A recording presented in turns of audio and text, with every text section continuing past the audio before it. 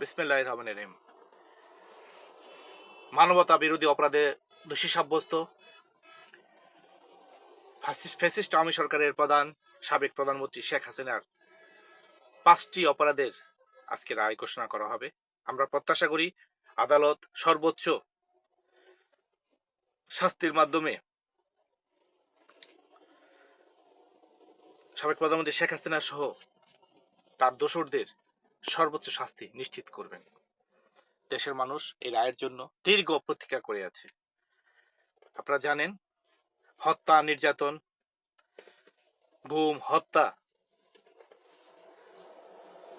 সহ বিভিন্ন ভাবে গত 16 বছর দেশের মানুষকে নির্যাতন করেছে, দেশের অর্থনীতিকে পঙ্গু করেছে, দেশের ব্যাংকিং ব্যবস্থাকে ধ্বংস করেছে, প্রাতিষ্ঠানিক সুশাসনকে ধ্বংস করেছে, পুলিশ, সামরিক, বেসামরিক বাহিনীদেরকে নিজের রক্ষী বাহিনীতে পরিণত করেছে, দেশের মানুষের মধ্যে ধর্ম, বর্ণ, মতের অমিল হলেই বিভাজন সৃষ্টি করেছে। আমরা চাই এই সকল অপরাধের জন্য শেখ হাসিনার সর্বোচ্চ শাস্তি হোক।